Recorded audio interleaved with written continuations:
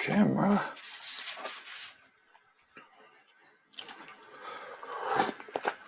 Well, it's not. Hey, welcome to Monday mornings. We apologize for being a minute or two late, but it is.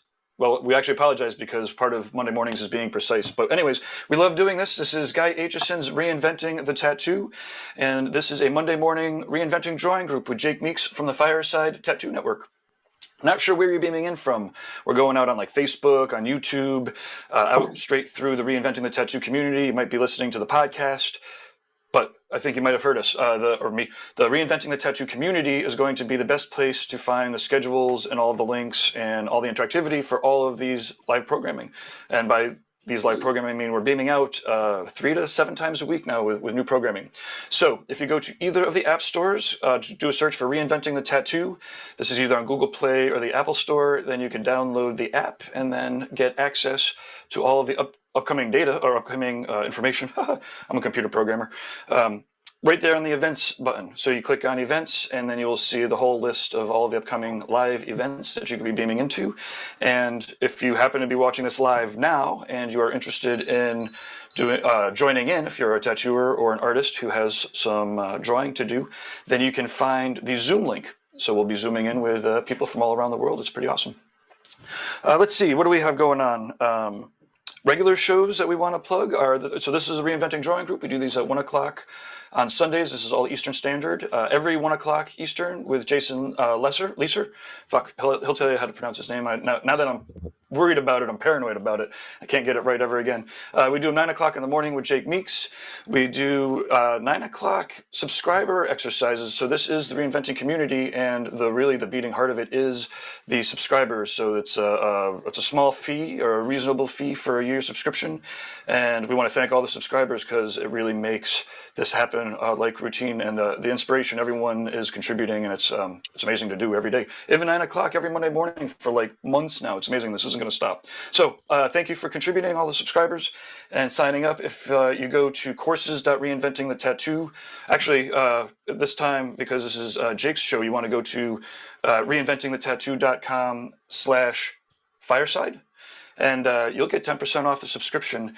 And Jake gets a little, well, we were giving him beer money, but sometimes it might be too much. Anyways, and thank you to Jason for reminding me to make that plug yesterday.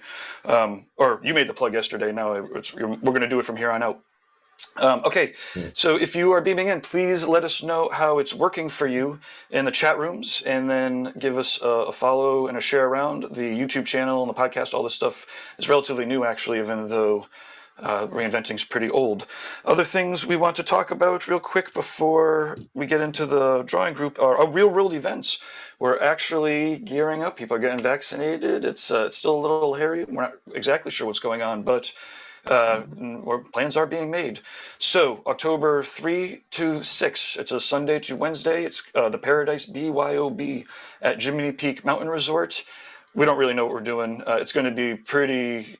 Sorry, we know what we're doing in the general sense. We don't know what we're doing in this event sense, because we're still really in the middle of the pandemic. We're going to get people together. It's like less than 100 people per room, but we know that we'll do a lot of webcasting. Bob Tyrell will be there.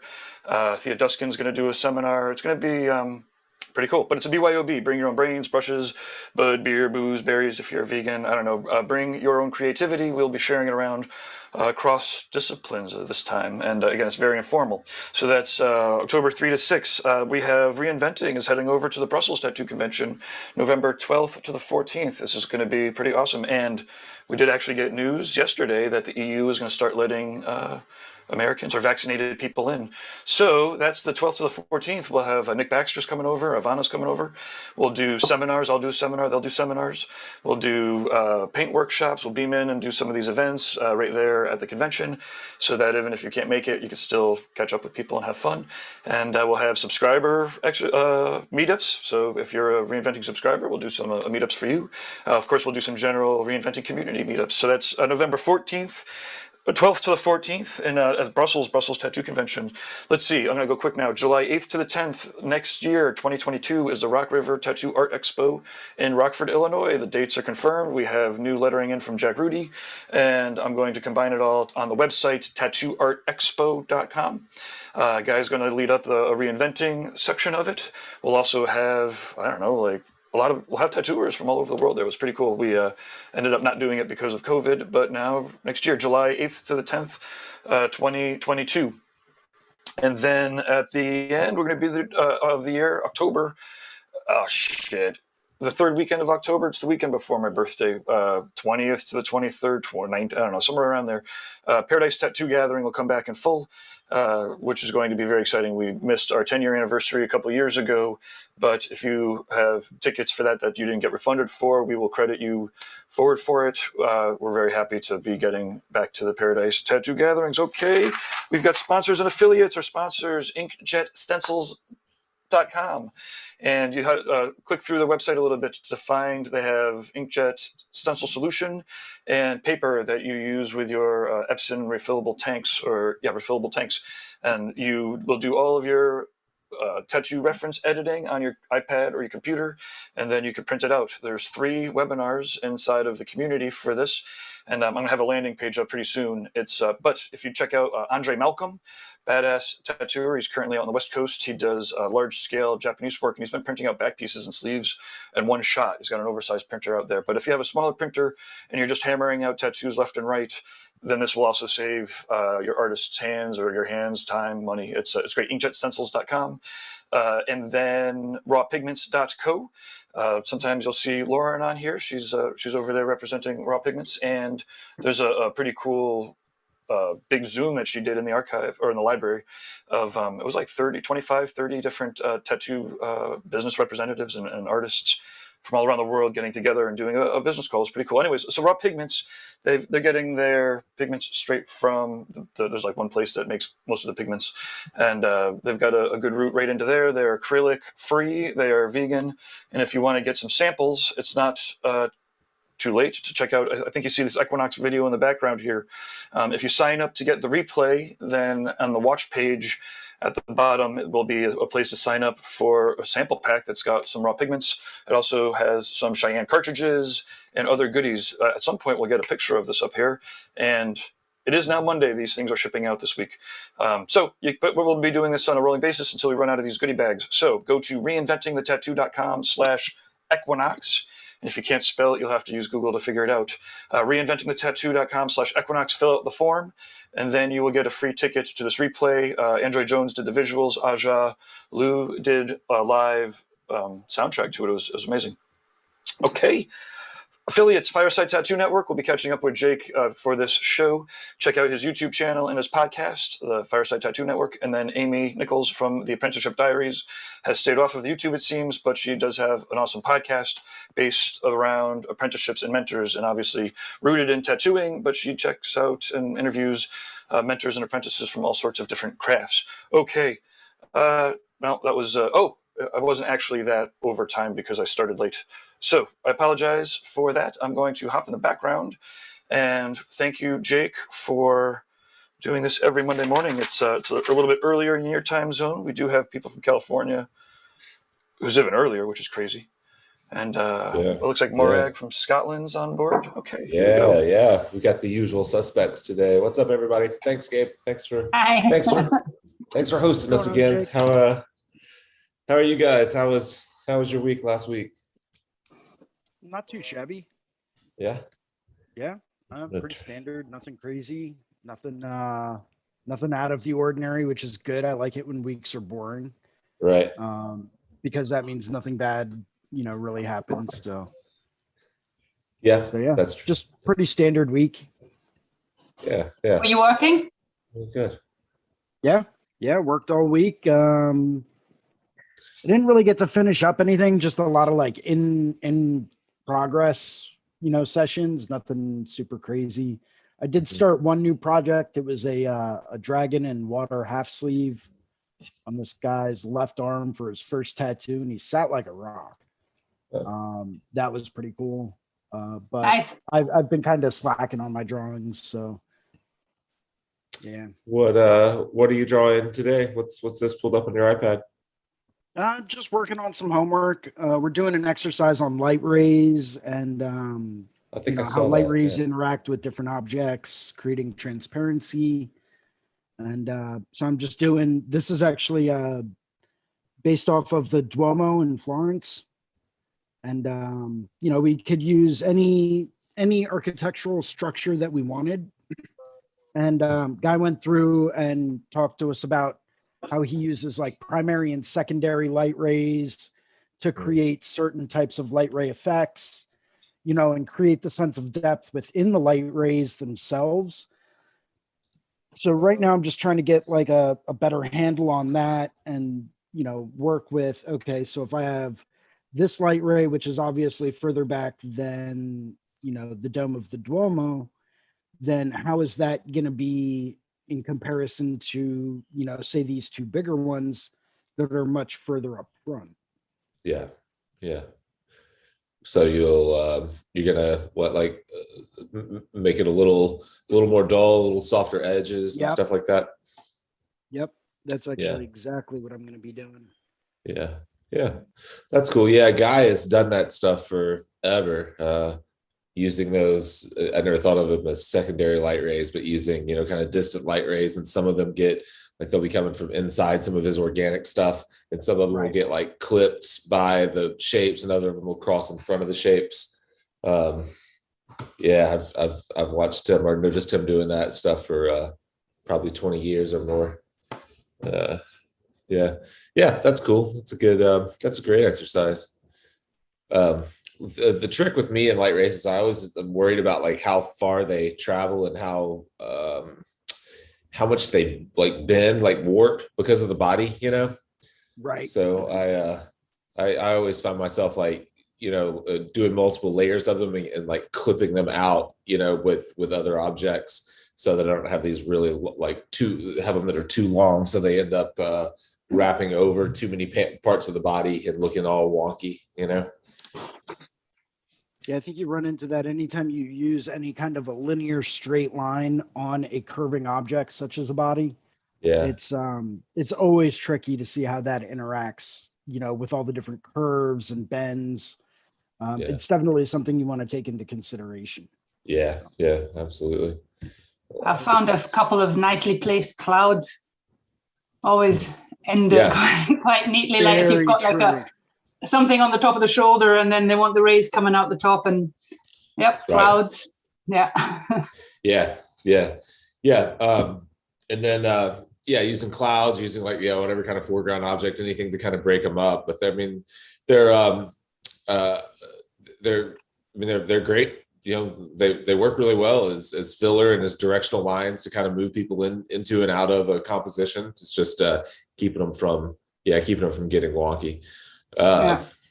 One thing that I see as far as like beginning tattooers, they'll use light rays, and say like behind the head of an angel or something like that, and but they won't think of them as a light source, so they'll be like light rays, but they won't actually affect anything else in the composition. It's like, well, if those are light rays, there should be some light, like something from that light should be hitting something else, but they're almost used as a graphic element instead of being used as an actual light source.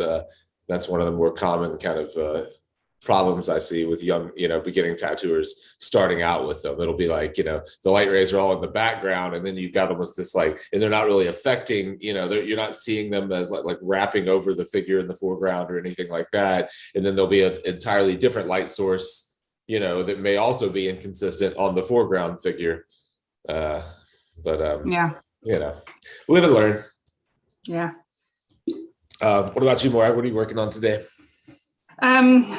I've got a gap in a sleeve. I don't know if you can see it. So I've took a tracing of it. Yeah. It's like the inner upper arm. Mm-hmm. And I've got to get two crows together to fit in that gap. Oh, yeah. It's part of a Norse sleeve. So he's got the big Midgard serpent done in a Norse engraving kind of way, the kind of carvings that they do. So quite quite flat and stylized. And on the inside, he's got Fenrir, which is a big wolf character. And he's done an etching style. So I've already got 2 styles going on. So I'm trying to figure out how to make these work and not look completely out of place. The other thing is that in the background, we've got a kind of stippled effect with fallen stars, which are just stars that they're like straight shooting stars or something like that. It's all part of the elaborate story that, you know, the Norse gods and the end of the world and all that kind of stuff. So it has to be quite specific. So these 2 ravens are Odin's raven, is it Manin and Hunin or something like that, his wisdom and his sight. So and they're agitated by the end of the world. So they're not just sitting there, they need to be, you know, flying up or doing something. So there's quite a detailed brief, but a kind of limited stylistic kind of rendering, if you know what I mean. So So you haven't done any of the existing work. The inner arm is going to be. Oh, you have done that. Okay. I've done them, and we've just left this gap. So So, but I knew as I was doing these 2 pieces that I'd have to put my thinking cap on and find a way of kind of tying it all together. It's difficult when you've got something like a Norse design, which is like a piece of rope that coils, but it's negative. Have you? Does anybody know Jannika's work from Norway? No. I don't. She was on Drunk Critique a couple months ago. I met her through I think Ben Moss and like Hernandez and Leorcifer, maybe that crew. But she's all about the North. She's done a lot of like the heavy metal covers. And there she is. She was on one of the Drunk Critiques. Oh, okay. And it's all about like the Norse wood kind of. Yeah, that's cool. It was funny. She was on Jake. She's on that Facebook group that's like the fucking Wild West of tattoo artist Facebook groups. And somebody was like bitching about somebody's tattoo, and she got on there and she was like, you know, just for shits and giggles, you know, I have a full throat that's a white tattoo, all white. You know, and it was just bait. She like literally put it out there as bait, and then there's people like, "What? That'll never work. That looks like shit. They all look like shit." And she's like, "It actually looks pretty sweet." If you ask me, like, you don't even know what a good tattoo is. I'm like, she's been tattooing like 25 fucking years, man. Like, she's, you know, it's amazing, and she literally just put it out there, kind of to, you know, she knew the reaction, but just kind of like poke the bear a little bit. That's awesome. What's that? What is that group? It's a Facebook group. Tattoo Shop Talk. Oh, okay. You know what? Although, you know, thank you, Jason, for recommending us on it. I was thinking the other day, I'm like, oh man, there's so many, like, we might just want to DM people. So like, as opposed to like pointing out to everybody in the world, like, hey, this is awesome. So like, so all the aggro, I don't want to get all the aggro people on, or we might need to figure out a way, because like there's a large part of that attitude that she'd rather again, like, I don't want to fight. I don't want to fight anybody, and I get on there and I want to fight half the people there. I'm like, fucking shut the fuck up! Like, oh my god, we're trying to get out of this mentality, right? But on the other hand, it is that forum, right? It's a Facebook forum for tattooers, and there is a lot of good people on there too that are fighting it out, you know. And a lot of good people have come to Reinventing from there. So I guess one of my initial reactions was maybe we should just like private DM people in it and be like, hey, if you're actually looking for a cool place, like, you know, we don't necessarily want to post this everywhere. On the other hand, we should probably post it everywhere until we're like going on vacation and you know, sending people to pilgrimages places. But anyways, Tattoo Shop Talk is the Facebook Tattoo group. Shop Talk. Gotcha. Yeah. Okay. There's one that I'm a member of, but I can't think of the name of it now. I mean, I don't use Facebook very often, but it's I don't think it's called Tattoo Shop Talk. I don't know the name of it. Sorry, but I'm talking out of turn. I was trying to pull up and share my the piece that I don't know if you guys remember that thing that I was drawing for last week. It looked like such a disaster in the making. That was the music sheets with the flowers and stuff. I started that, but I have to. While you're pulling that up, Lestat Jordan has joined. Oh, what's up? Hey, what's up, guys? Hey, how are you? what's going on? Fantastic. Could you turn your camera sideways so then we'd get like the full? Yes. Fantastic. View. Awesome. Sweet. Yeah. Where are you? It looks like you're in like an office South Africa. building. And where? South Africa? Yeah. Oh, nice. Yeah, sweet. Well, you haven't been on before, have you? Yeah, I've been on with Jason Liso before. Okay, gotcha. I've been spreading the word about the app like all across the country with the artists that I know. Like people are quite interested in it, so hopefully, Awesome. you guys will see more of us. Yeah, I hope so. Yeah, thanks for jumping on. What do you do you have any projects you're working on for this week? I'm currently just designing a barong for wall. Cool. Up on there. Oh, okay. So yeah. Nice. Awesome. Hey, you should get one of those little tripod-y things so that when you beam in, you can like just throw your phone on the little tripod to point at the art you're working just on. set it right on the thing. Yeah. That should look great. Yeah, it looks cool. Yeah, I still have to invest in all of that shit. Well, the tripods are pretty cheap, right? You know, you could get one for like probably under $50 or something, like $40. Oh yeah, you know, yeah, or maybe one of those little clawy things. Right. I just got one of those little Joby arms. You know what I'm talking about? It looks like a lot of little balls stuck together. It's the worst way to describe it, but it'll wrap onto anything. It's pretty cool. I've been hanging it because you can I can wrap it to basically hang on anything that's around and attach my phone or a camera to it. And the one I got was a little bit more expensive, maybe $50, $60, but it will hold something like 13 pounds. It'll hold a pretty big camera. It's crazy. I haven't used it a ton yet. I just got it about a week ago. So I'm trying to see why I can't pull this thing up, but it'll show up. Well, thank you for recommending Reinventing too. And how did you find out about it, if you don't mind me asking? Sorry? Thank you for talking up the community and Reinventing. And how did you find out about it, if you don't mind me asking? I actually saw a post by Guy Aitchison. Perfect. Like I've been a major fan of like Guy since I can remember. I think the first biomechanical tattoo I saw in the 90s in one of the tattoo magazines was by Guy. Yeah. So I've been following him for years, and then when I saw the post about the community, I was like, I need to be a part of this. Yeah. Well, you know, we never share his work as much as we need to, huh? Let's I'm gonna post. Yeah. Very often. Guy Aitchison's tattoos here. Oh well, look, there we go. Reinventing. Okay, let's see. Gallery tattoos. Recent work. This is not actually recent work, but it's all sick. He's pretty good about posting posting whatever's in progress on his Instagram and stuff though.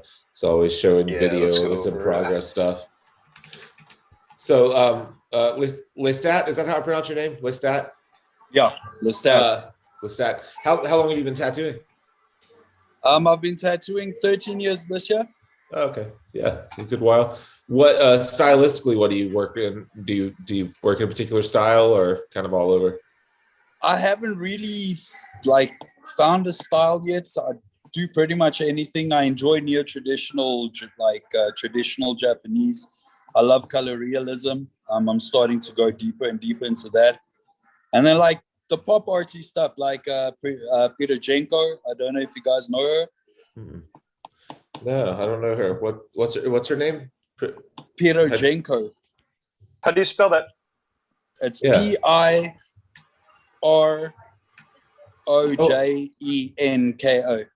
I think she's a Russian artist. That sounds familiar. I may follow her. Daria. Oh shit. Okay, here we go. You found it? I love this. This is so much fun. Hey, you know, we're gonna start doing some exercise or some fun games once a week too. Yeah. Who Don't You Know game is one of them. We're gonna do a cover up 911. How about that? Nice. Send in your cover up. Send in your shit that you need for cover up. Yeah, that's the one. I do follow her. I actually just came across her not long ago. I don't know who shared a piece first, but I haven't followed her for very long. I completely love the style. It's like it's crazy. What's his name? Paulo. Dave Paulo. Dave Paulo does this kind of style as well. It's really interesting. The kind of like graphic along with the realism, with like laying crazy text and stuff in. Yeah, super cool. That's fucking wicked cool. Yeah. Let's look up Dave before we end here. Somebody remind me if I forget, please. Yeah, see, like the American Psycho stuff that reminds me a lot of his. Yeah, that's really. This is actually the one that I saw a video of her working on that piece. I think she was like doing the little pieces on the cheeks. I don't know. It was probably one of some sponsor, probably Cheyenne or someone. I remember it being one of those really. Yeah, like this is probably the video I saw. Yeah. And she's what, Russian? I think Looks so. like it. Yeah. Yeah, it's crazy. I don't have that ability to finish things like a copier moving up while like half the tattoo is How do you still spell straight Dave's last stencil. name? It's like Paol. I might be wrong. Yeah, there you go. Yep. Pau. Pau. Okay. Fucking Americans, we can't spell to save our lives. Huh? Yeah, same kind of stuff. Yep. Yeah. I don't know if you Oh, can damn. check on my screen there. This is a piece that I did similar to that Oh style. yeah. I see that. It looks Hold on. Let me. I'll highlight feature you. you. Yeah. Oh that looks yeah, cool. great. You're highlighted now. Yeah. Yeah. That looks great. You know who? There was someone that jumped in to my session yesterday whose work I'm still blown away by. I've been like fixated on it ever since they jumped in. Oh yeah. Christina Christie. What's her? Yeah, I'll fire her up. Next. Yeah, I mean, I saw her work and was just. I spent most of last night Christina just sitting tattoos. down. Yeah, I follow her. She tattoos. She has a big full front piece by Steve Moore. Her whole front's done by Steve Moore. Yeah. And stylistically, she reminds me a lot of him. Yeah, she's awesome. I don't know her personally. I found her through Steve Moore. Let's see. That's insane. Yeah, really cool stuff. She jumped on into your This is session a year yesterday? old. Yeah, she did. Yeah. Cool. Yeah. What was she Totally working on unexpected. Didn't have any clue she was joining in, and she jumped in and started chatting. Hopefully, I'll get her back in for another session for some more comments. Yeah, that's awesome. Yeah, she's really good. I love her work. I was trying to see if I could tell which. Let me hold on. I'm gonna pull up and share my screen too. Okay. Wait. Let me. Okay. Okay, I've got to find it. Take your time. I'm gonna pull it up. The piece that Steve Moore did on her is crazy. This is Lestat's IG. Okay, sweet. Oh yeah. Big tasty. Yeah, man. Yeah. That piece. Yeah, that's sweet. Yeah, that's super cool. Such a crazy style. You guys awesome. Yeah, looks great. All right, let me see if I can find here. I don't have to share my screen. Okay, this is the piece. Hold on, I'm gonna switch over to my let me go to OBS here and go Cintiq. There we go. Let me make this full size. Can you? Oh shit. I left it. There we go. It's this piece right here. Can you see that? Let me see. Damn, dude. That's the piece that Steve did on her. Isn't that nuts? So that's what I was first introduced to her, is because she has that tattoo. That's so crazy. Big gnarly hands and stuff, turning all red, and like it's such a like just the figure, like just his build is so crazy. Isn't that some kind of Titan though? Yeah. I don't know. Let's see. It's like a Cyclops. Yeah, he says Cyclops. The first impression is of a giant, grotesque, and a people-eating creature, but they're more than their appearance. He always is great about describing like describing the concept, which makes his tattoos that much better. But yeah, it's so good. It's crazy. But yeah, so that was where I first was introduced to her. He had tagged her that he in this piece, and so then I went and found her work, and it is similar to his, really. Oh yeah, you can see very similar color palettes. I like her use of contour line. Yeah. And how she can really move your eye around the varying shapes inside of a piece, just with her use of line. Right. But I've always been fixated on online. It's something that I'm always looking at personally. So. Right. Yeah. She does. She does a great job of that. Yeah, super cool. All right, I'll go back. Let me see if I can get this piece of mine to pull up now. For some reason, I've fixed almost everything on this new Mac. Made it work, except for it doesn't, like, airdropping from my phone to it. For some reason, I'm having trouble with still. I don't know why. Let's see. Okay, so some comments from the chat room here. We've got Caroline Evans says good morning. Good morning. Ryan Grieve says good morning, folks. Good morning. Yeah. Ryan. Yeah. Ryan is who we podcasted with a couple of weeks ago. I forget the title, but basically the prison to tattoo school episode. That's Ryan. Oh, cool. Although I realized that after I didn't name that episode, I didn't edit it or name it, and I realized that we made it out like Ryan he learned to tattoo in prison, but that's not really the case at all. If you listen to the episode, it's just he was you're putting out some YouTube bait. Exactly. Yeah. But okay. Well, welcome, Ryan. Thanks for tuning in. If you're drawing, then feel free to zoom in. Find the link on the Reinventing the Tattoo community. Yeah, absolutely. Let's see. Murder Dance says. I love tattoo shop talk. Oh wait, it's exclamation points. I love tattoo shop talk. Sir Lord Noob says we're in lockdown here, missing the shop lots. I don't know where here is. I don't remember where here is. Sorry, but let us know. And again, feel free to beam in. It's not quite the same, but it's better than nothing. Yeah. And I don't know if anybody has any thoughts. Frederick Hollins is asking. Does anybody have thoughts on the S8 printer from Bros? I've been using it for years. It's fine for travel. It's good.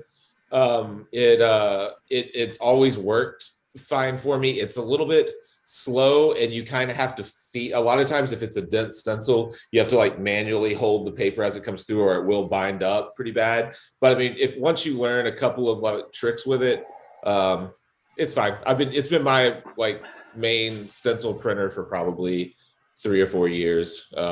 It's not without its flaws, but it's worth owning, if you have a little patience. Cool. Okay, let's see. Some other comments from, let's see, this is Facebook streams, I guess. Vlasta sends over a smiley face, so I don't know how to translate that. Timothy Sanders says, I want to see what you're giving away.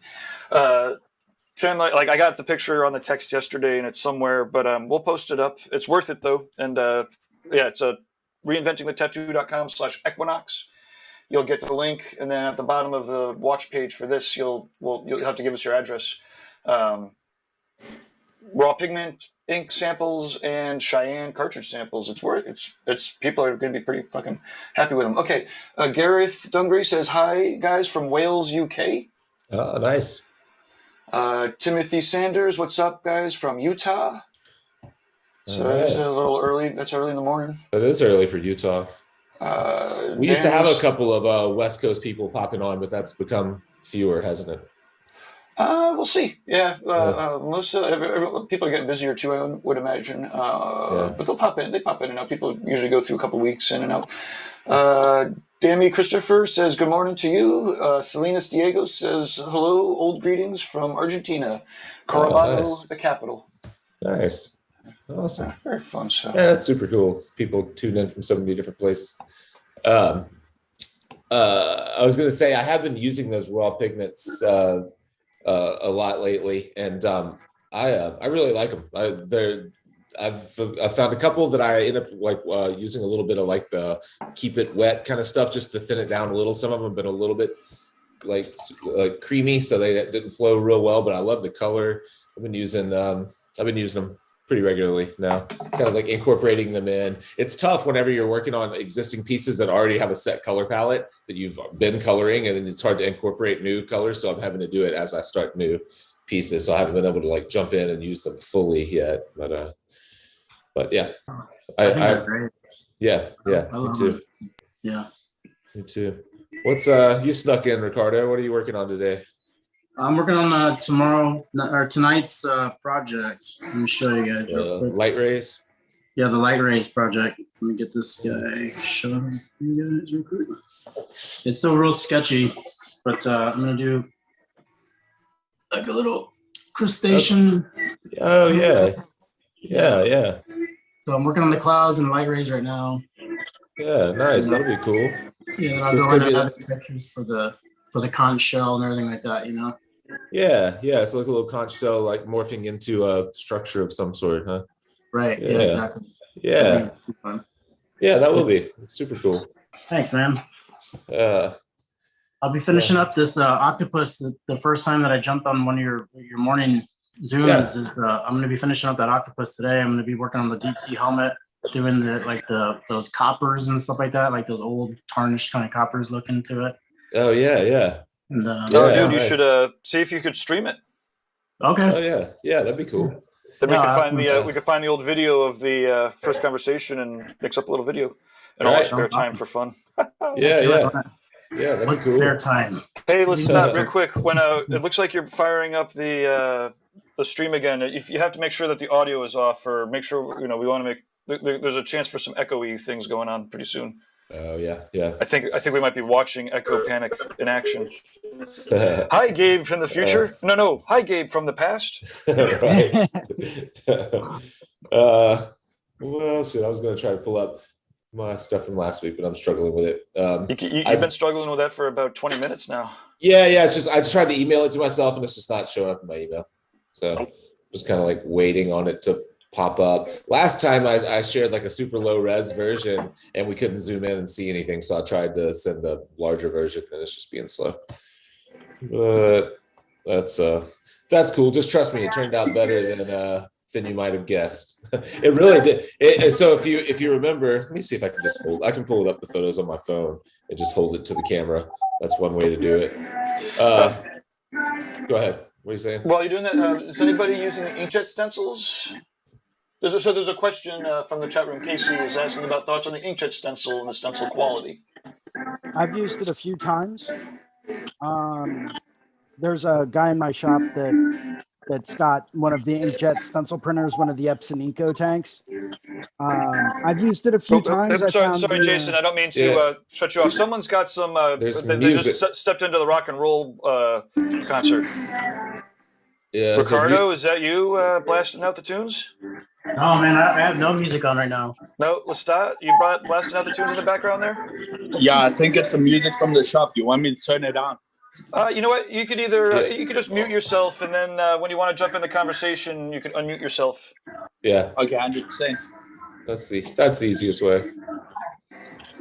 Or actually, I'll mute you, and then when you want to talk, you could. Yeah. There we go. Perfect. Cool. Awesome. Okay, so Jason, the question was about the inkjet stencils and the quality. One of the guys I work with has one of the Eco tanks. They've been using it, and they use it nonstop. They do a lot of photorealism stuff. I do mostly line drawing based stuff, but I wanted to give it a shot a few times and test it out, just see what was up, see if I liked it. They're a little bit tricky to get used to at first. And I think the quality is there. You just have to be very careful about when you apply your stencil that it's not overly damp, because if you get any kind of smudging or smearing of that stencil at all, you're just going to have an absolute migraine trying to navigate everything. They generally tend to print out pretty dense. And because they print out a pretty dense, dark stencil, which I'm sure you can adjust in the settings, but if it's pretty dark and pretty dense and it smears even just a little bit, it turns into a huge blob, and then cleaning that off is a nightmare. So that's my only thing. I think they do print out very, very clear stencils. The quality is incredible because you can literally print off a grayscale photograph with that printer and stencil that onto someone, and there's every value you need. They're great as far as that goes. I don't remember using the inkjet stencil like stencil goo stuff.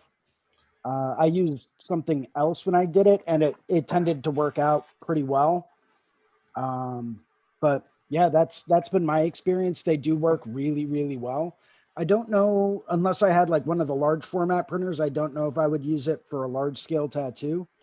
But you know, for smaller, like one shot or fine line black and gray stuff or realism of any kind, highly recommend it.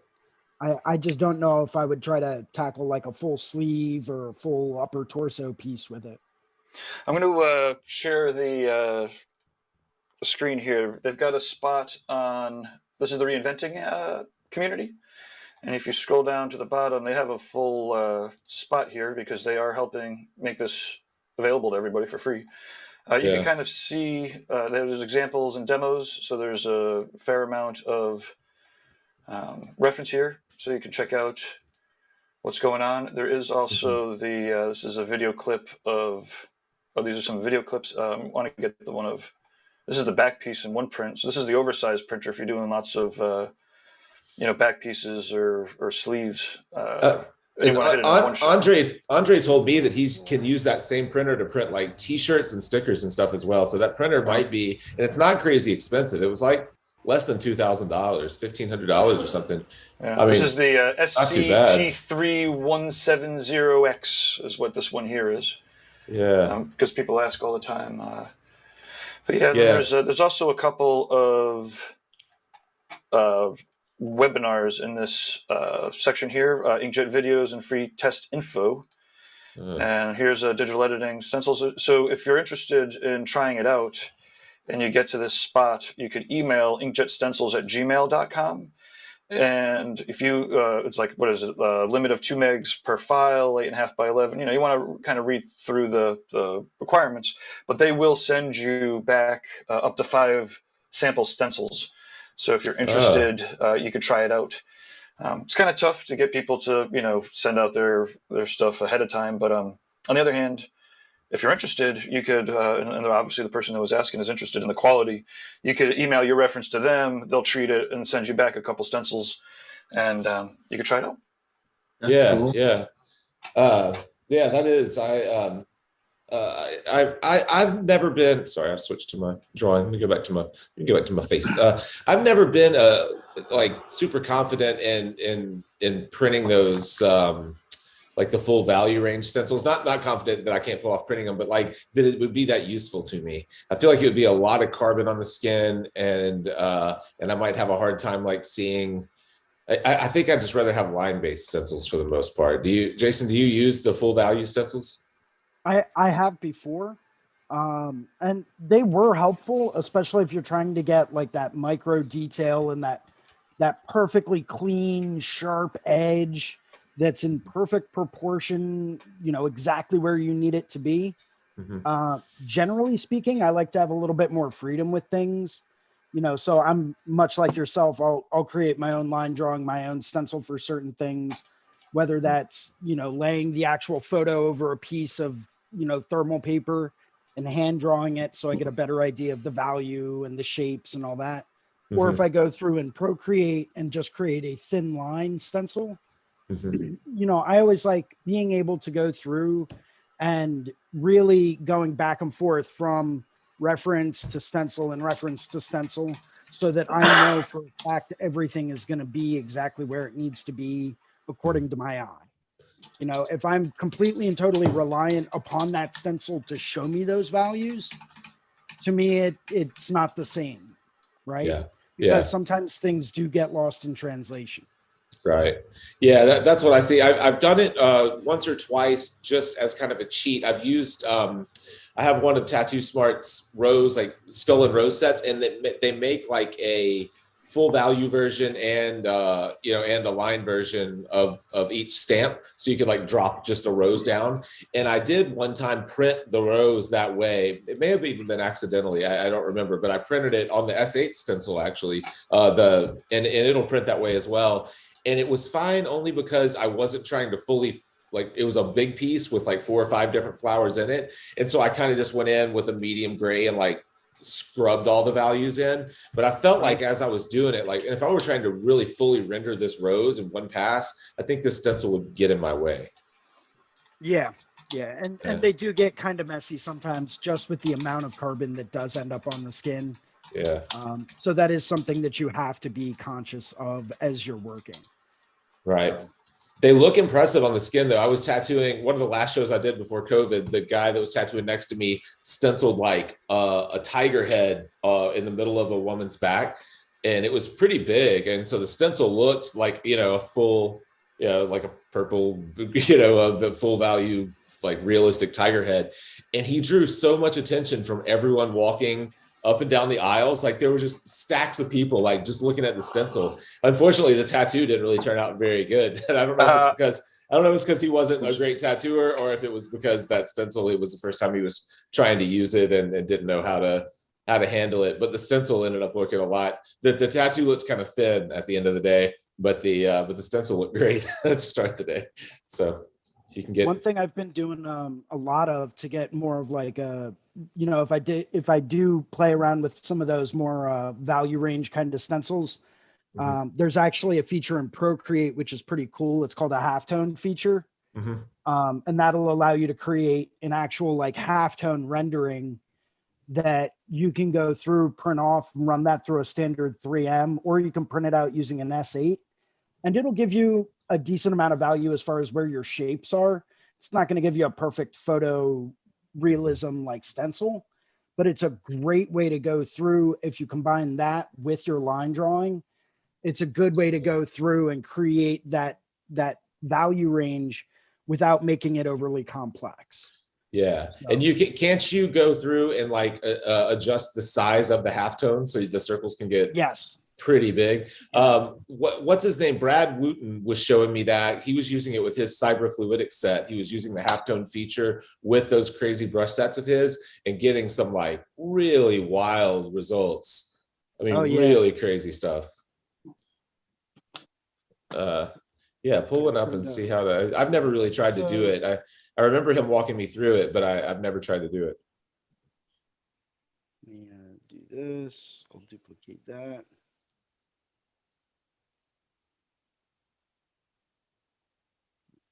There we go. Flatten that. So let's take this and I'll desaturate. Let's adjust the curves a little bit. Just to get more contrast, to simplify it a little bit? Yep. All right. Precisely. And that's good. Set this to white. And if I were to go through and do halftone, layer, newspaper, and then what you do is you essentially just drag your finger. Okay. And I'm not sure how well you can see this. But yep. And so you can make those. So it will create a dotted halftone pattern based on the value and the size of the dots that you create. So obviously as those dots get bigger, the shape gets a bit more blurred out. You know, you can still see where your value range is, but if you keep those dots a little bit more on the small side, you can actually get a pretty clear image for when you print it. I've used this trick with the S8 printer it shows before, and it works like a charm. Okay. What you glazed over something there. What you went and selected white, and then you changed it to newspaper from full color. What were those steps that you went through at the end right there? Right. So we'll just go back all the way to the beginning because it's easier to just show you that way. So I started off. I always keep my background at a mid-tone gray. So, and I know it's kind of hard to see, but my background is always, you know, nice mid-tone gray. That way I can push and pull my values. My whites really show up a lot brighter if I'm creating a digital graphic, and my darks are, you know, even darker than that mid-tone, just like you would tint a canvas. So what I need to do in order to illustrate this a little bit better is actually move that up to white, so it looks like a piece of paper. So you can see, you know, more of a dynamic contrast. Okay, that's what the white was. All right. You know, I take whatever image I'm using, I come over here under adjustments. I know it's kind of hard to see. Hue, saturation, and brightness. And you want to select the whole layer and just turn your saturation all the way down. right? That's going to make it a pure black and white image or pure black and gray scale image. So I went from full color. Now I'm at grayscale with a white background to show off the contrast. I'm going to come back up to adjustments and go over to curves. And I'm going to adjust the whole layer because it's already condensed. Say you're working off of a photo reference of a rose, you know, as a hypothetical example, you're going to want to play with those values a little bit to make sure that you've got enough midtones, enough highlights, and enough shadows, just so that it creates a dynamic stencil so that you can really see like some of those darker areas. You can see some of those lighter value areas. Mine usually tend to be a bit more on the mid-range side, just because I like to go through and push and pull contrast based on the skin tone I'm working with. So I've got a black and gray image now, and then I'm going to come back over under the adjustments menu again, and I'm going to come down to halftone. And once again, I'm going to select layer because I want to do the whole layer. And I'm going to click on newsprint, which is all the way over, or newspaper, all the way over here to the right. Unless you go to newspaper, it's not going to give you that like variable size dot pattern. You can use screen print, but that's usually more for like if you're looking at magazine print and you just want to have colored dots. So it can be good to get that kind of an effect. But for, you know, stencil printing, you almost always want it monochromatic. So I'm going to go to newspaper up here at the top. And once again, it's kind of hard to see, but it says halftone 0.0%. By dragging from the left to the right, that starts to increase or decrease the size of the dots. So up here it now says 30.3%. So I'm going to drag that back down to decrease the size of the dots. And if I zoom in a lot on this like claw area, you can see some of those shapes and you can see the edges. You can see some of those tonal value areas, right? Yeah. Where it'll shrink and expand some of the dots. So I would actually go through and set it up to maybe like 6.5, where the dots are big enough that you can see them and you can see those lines being created, but you still have enough separation in the dots that as you stencil that, it's not going to merge together and blur together too much. You know, I find that if you go anywhere bigger than 8% with those dots, it's almost pointless. Too much. Yeah. But if you drop anywhere below like 4%, they're too small. And when you go through and say you're trying to run it through a 3M thermal fax, all it's going to do is blur out and you're just going to get a big messy design. On the S8 stencil printer, you can pull this off at, you know, below 4%. You know, for a standard run of the mill thermal fax, I wouldn't recommend it. Yeah, gotcha. Yeah, that's cool. And I could see, especially if you pulled that, you adjusted those curves to the lighter side where it's not like where you don't have so much carbon on the skin and you were working on a tattoo. For me, if I were working on a tattoo that I had multiple passes at and I could just come in with a mag and just block in those shapes, you know, kind of early on in a mid-tone or something like that, especially if you're trying to get like, if the result you're looking for is some type of painterly or soft edged effect, that might be a good way to do it. That's probably easier than having hard lines that represent some gradation change. Right. You're right. So I could see the value in that. I may try that. I may play with the curves and simplify it that way. I'm not starting anything new this week, but the next time I am, I might try to do that and see if it's more helpful. Yeah, but before you go, you definitely should show off what you're working on though, because it looked pretty cool.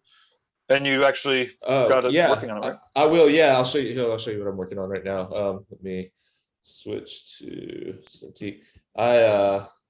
I'm starting. Can you guys see that? Like, it's for this is real early on. I'm maybe a half hour, a little more on this. There's a cover up in here that I don't have the actual photo of, but it's a lotus that's pretty scarred and pretty heavy. This is supposed to be two white swans. She wanted that are kind of like where the necks are intertwined, but I didn't. The way that all the reference of the intertwined swan necks, they like. I don't like the shape very much. They're like, it's too like narrow and then gets too fat. Do you know that what I'm talking about when swans are hugging and they wrap their necks around each other? So their bodies are really big and then it gets really narrow at the heads. And I don't think that's a very attractive shape for a woman's back because it kind of like makes the bottom seem heavy and the top seem too thin. So I'm trying to play with, and this is just my first concept, but I'm trying to play with the idea of them hugging, but kind of creating more flow rather than that like traditional like swans necks wrapped around. So yeah, I've got I haven't really solved any problems yet, to be honest. I've got the cover up to deal with. I know that she probably doesn't want it quite this big. In fact, I did another version of it. I started, let's see, something a little bit smaller like that, but I also don't want it to, I'm afraid of it getting too dense and heavy on the bottom of her back. I'm hoping by using white swans, I can use a lot of skin tone and make so that my darks are pretty strategic and laid in and like more in the background and stuff.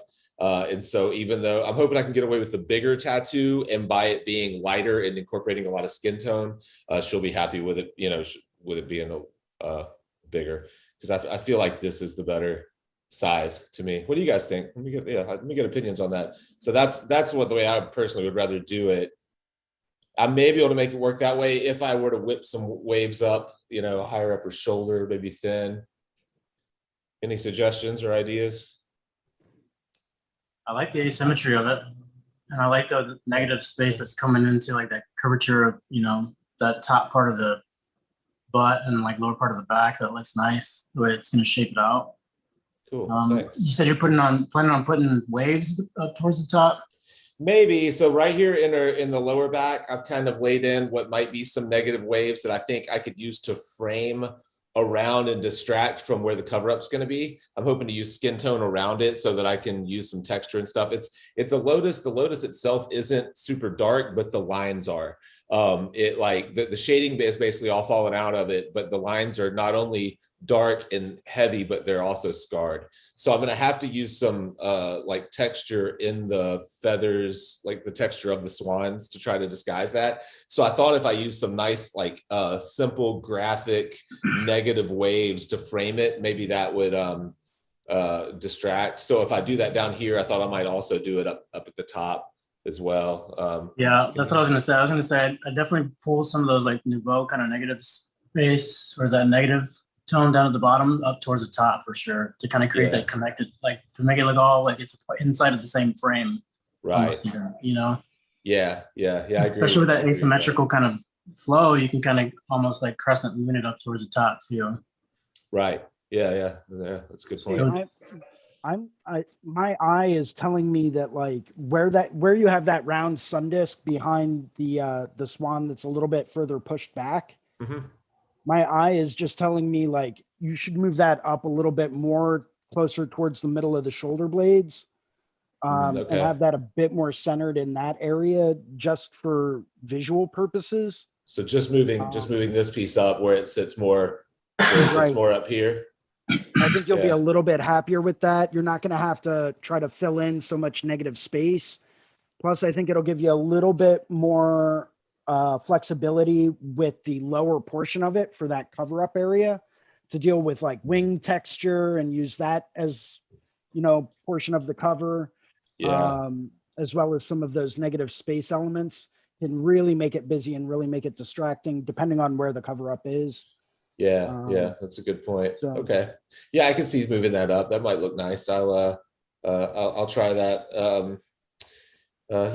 Thanks. I'll try that. I also would like to have, so this down here, this kind of wing that I started to whip in on the lower leg, I would like to give the illusion that that's coming from what I think is the male swan, the bigger swan, and kind of like wrapping around this swan, but I know she's not going to want to wrap way around her side. So I'm hoping what I can do here is use her skin tone to pull in.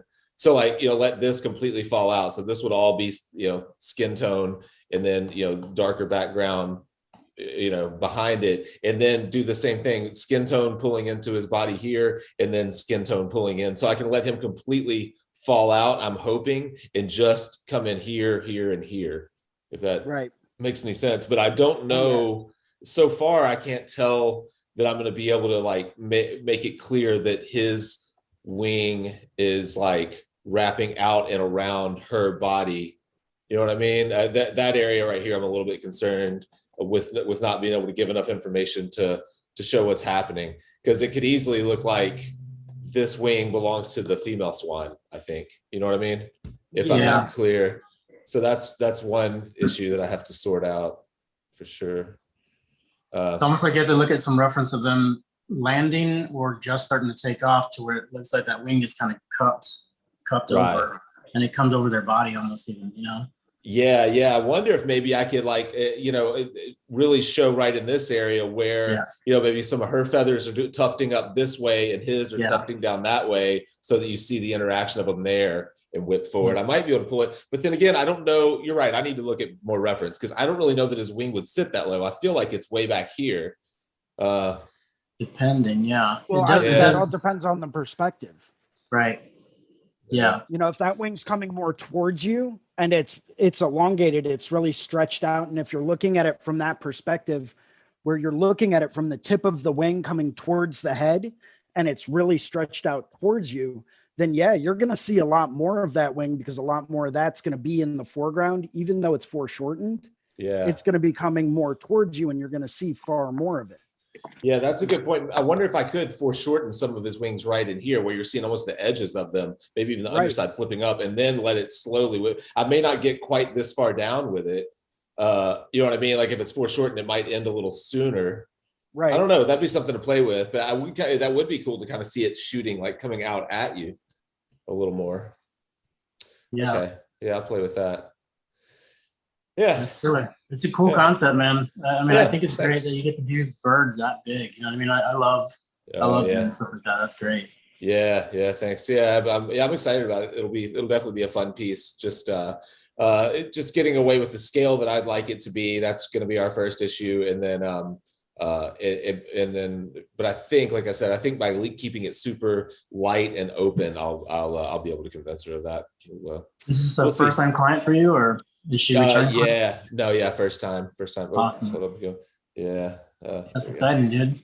Yeah. Thanks. I'm not. Man. Yeah. Thanks. So, Jake, we love your company. Are you 7 minutes past I the am. time where you got to go exercise? I am. I'm 7 minutes over. I'm going to be late. I mean, if you want to just crack a beer and hang for the next hour, that's cool too. That'd be good. Yeah. I mean, I don't think any of us are going to complain. Yeah. Just hang, start drinking early. I've got Irish coffee fixings in there. It's Monday. That's right. It's Monday. Yeah. No, I do have to run, but I appreciate all the advice on that. Yeah. That's awesome. Thanks. And, thanks for letting us help, man. Yeah, man. Yeah, absolutely. Well, cool. You got Lestat. Nice to meet you, man. I hope you tuned in again. That was I love seeing your work. Good to see all you guys. Thanks so much, man. Yeah, man. I'm gonna clip out. We for Fireside, we're gonna jump back on the Carson Hill series, I think, this week. So we've got another episode coming out of that. We took a couple of weeks off, but Wednesday hope to have a new Carson Hill machine episode out. So I was going to say, man, I've been waiting for that to drop. Yeah. I took a break. Honestly, I was tired of editing it, and I wanted to do something different. And we had people we had other interviews that have been kind of patiently waiting. So I thought we should put them out there. So, but cool. Good to see everybody. You guys have a good week. I'll see you next week. Cheers. Easy, Man. Right, Cheers. Bye. Are people wanting to stay on? It's I've got to go. you're out of here. Awesome. Yeah, I'll I've gotta stay on go, for a yeah. little bit longer. Or not awesome, but acceptable. Understandable. Not even acceptable. All right. Understandable. Cheers. Okay. See you next time. See you later. Cheers. Cheers, guys. I'm also out. Awesome. Well, thank you very much for tuning in, and then maybe next time. It seems like you're pretty mobile. It'd be fun to get a little tour of the studio, maybe. Yeah, no, 100%. Awesome. We'll catch up in the future. Awesome. Thanks. Cheers, man. Cheers. Later. Okay. And are you guys going to be talking about interesting stuff, or shall we reconvene? What are you thinking? I think we I mean, can. right now, I'm just working on this big back cover up that I've got coming up on Saturday. That looks cool. You're going to be working on that for another 20 that minutes? we may want to start working on, Ricardo, since we're both tattooing it. Yeah, I agree, man. This is gonna be awesome. I actually have Wednesday completely open. This client I had was supposed to come on Wednesday, but she's dealing with some family issues. So like we're gonna reconvene on that one. And I think Wednesday for sure, whatever you add to it, I'll go back in and start messing around too. Especially right after now I'm tonight's just class. playing around with like the Reaper. Yeah. You know, I'm just trying to get a little bit ahead on this. Like, Yeah. homework is homework, and you know, it's very helpful, but you know, it's kind of like where's my priority, paying bills or, you know, doing homework? You know, So homework is going to be paying my bills, you know, moving forward, and it's going to make me a better artist, which is going to bring me more money in the long run. Right. But this is coming up on Saturday, and we barely have anything together for it, so I'm like starting to panic a little bit. Oh man, don't sweat it. We're gonna be good. I've been putting a lot of thought into it lately, so I'm just gotta sit down in front of the fucking iPad and get it going. So, but don't sweat it, man. It's gonna be fun. It's gonna be a lot of fun. Gabe, by the way, Ricardo and I may be going live on Saturday as we do this tandem back piece. Awesome. So just putting it on your radar. Oh yeah, if you check with a client, we could schedule it so people might have a little warning and tune in on purpose.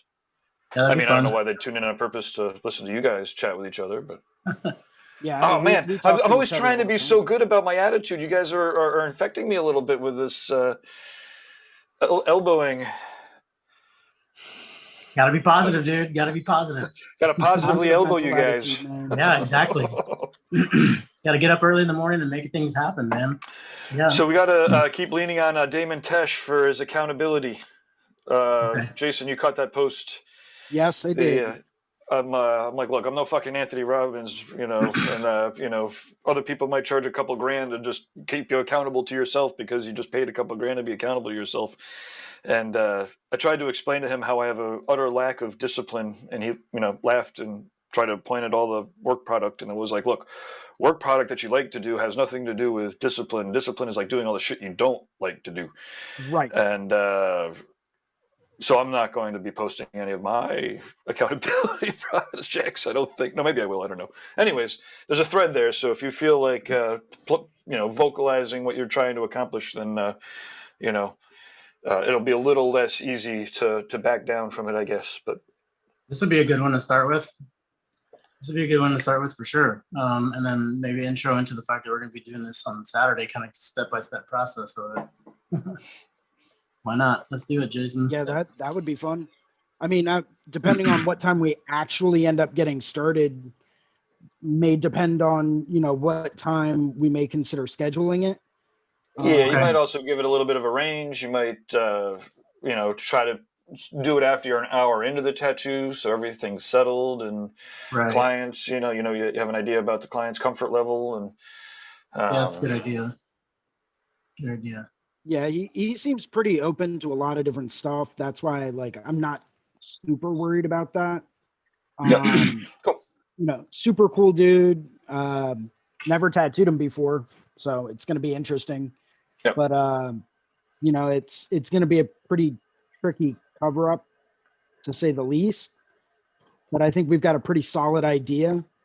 You know, I usually, for me, whenever I'm working on something this big, usually takes about an hour to get the stencil on, you know, and get that just right, and then get everything else drawn in that may need to be drawn in, you know, and just get everything to the level that we can go through and actually get started.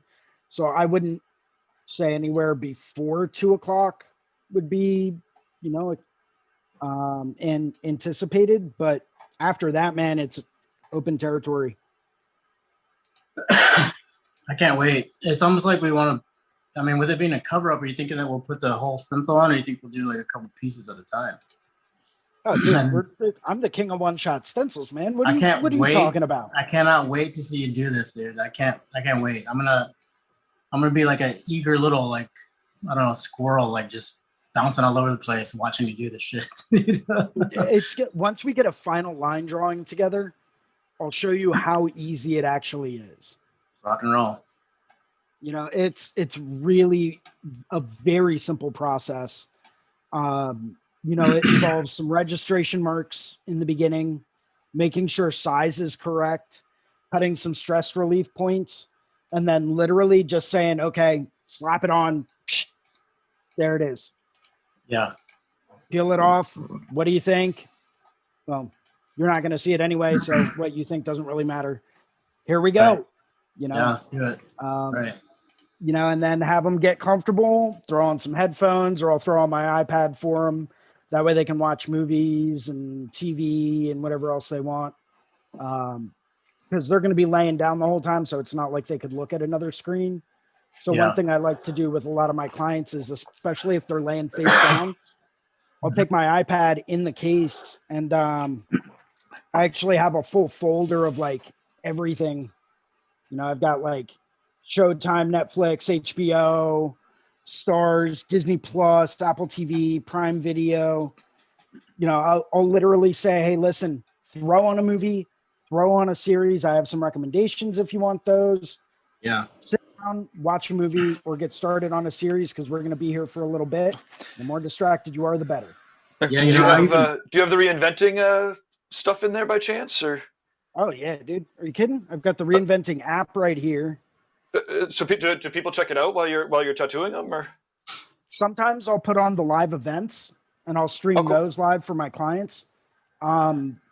There were a few events that came on where my clients were like, yo, this is some mind-blowing stuff. You know, Yeah, the ink one was pretty the interesting. anthropology one was incredible. Yeah, that one. Oh yeah. Yeah. We'll bring him back. Oh, dude, that was enlightening. And the last one I listened to with Kiku. Oh, Perpetual Roots, Kyoki. Yes, Kyoki. That one was awesome. Kyoki. That one was like motivational, inspirational, and just everything, dude. Triangles. He's got a lot of positive energy. Whew. Yeah, and his knowledge base is incredible. Absolutely incredible. Positive energy, Gabe. Positive energy, bro.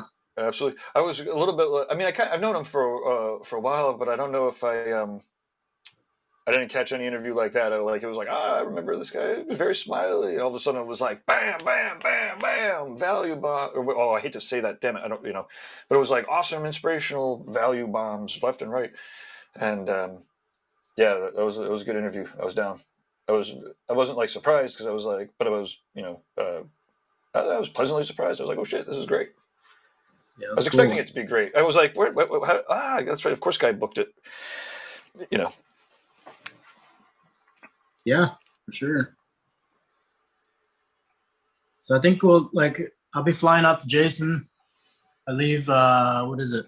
Friday, I think? Yeah, Friday morning. And I'll be there in the afternoon. I got a car too, Jason, so you don't have to pick me up. Why would you do that? Because, man, you gotta just make things convenient and easy. It's all good. Dude, I have the day blocked off for you, so I planned on coming out and picking you up and like taking you out for lunch and. Oh, boo-boo. And you know what else? Take you out, grab a few beers, and then head back and get cracking on this design. Okay, cool. So like I already had that planned, so I don't know if you need the car. It might save you a few bucks. I don't know if you can cancel it or not, but let's cancel it then. I like that idea. Treating me I planned right. on chauffeuring you around the whole time, dude. Jeeves, let's go to lunch. Bruno's looking forward to seeing you guys work on that back piece live. What up, Bruno? Let's see. David Boons says good morning from Flint, Michigan. Good morning. Good morning. Hello. Let's see. Chris in the YouTube channel says, you got to roll with a homie. Yeah, buddy. You got it, man. Adam Lee says, I love the heat, the brotherly love.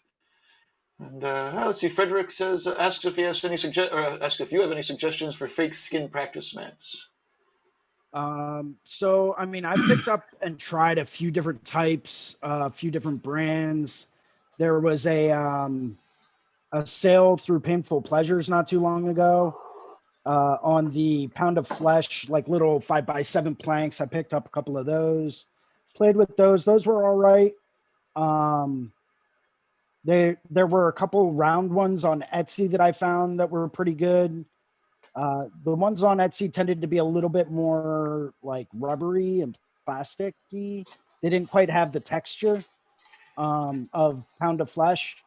But your best bet for those practice skins, in all honesty, go to the Pound of Flesh website. Wait until they drop some like off prints or misprints or some like scratch and dent stuff. That's where you're going to get the best value. They've got the right texture, the right elasticity.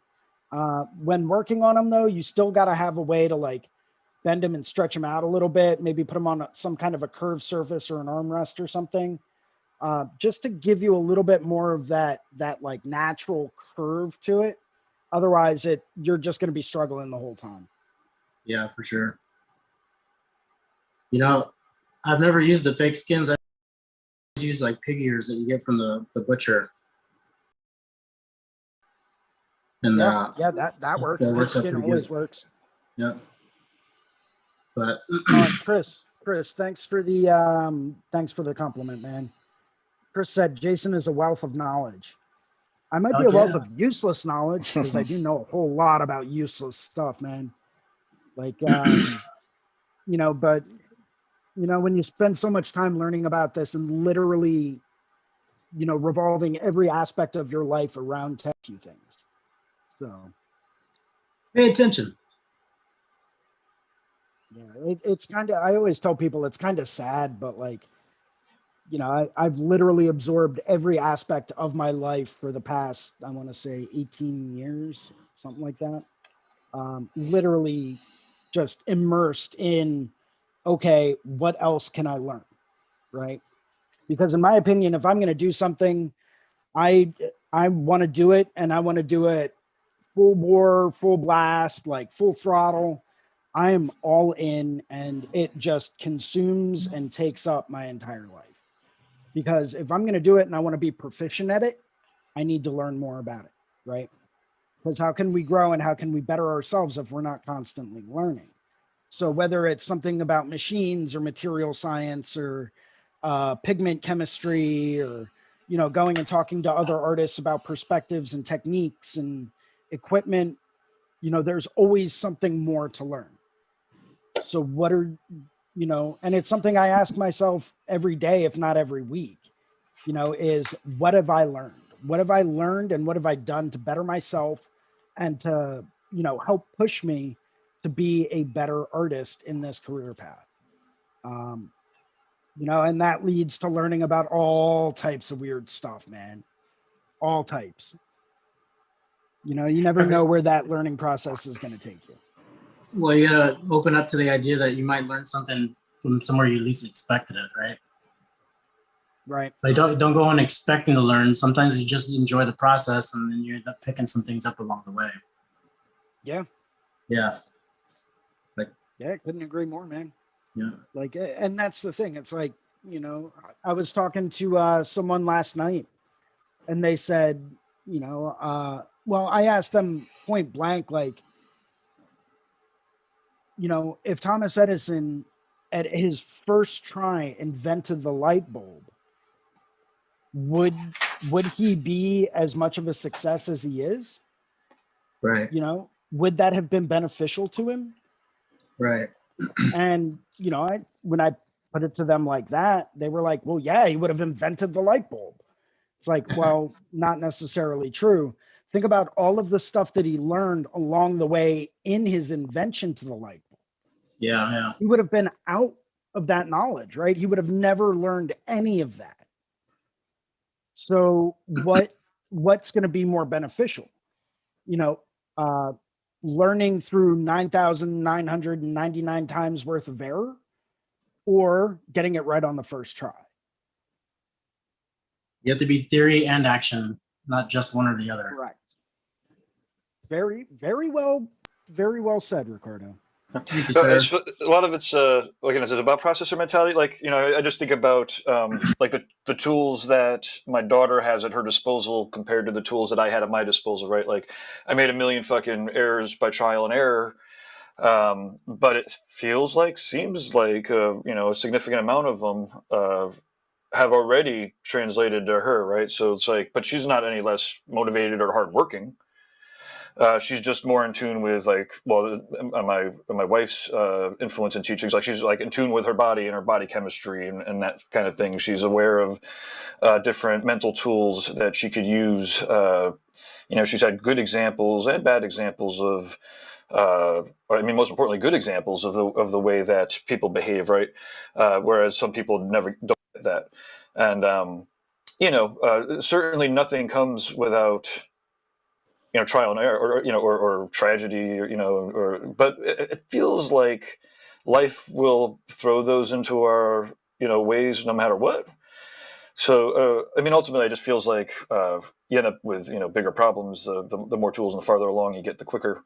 But I know, I guess I just put forth that there are definitely lessons that people need to learn themselves through experience, and I've learned them. But there are also lessons that people can't, you can't help people get, farther along, the path pretty quickly. It's not a shortcut, but it's knowledge of the map or the ways to get through the treacherous territory.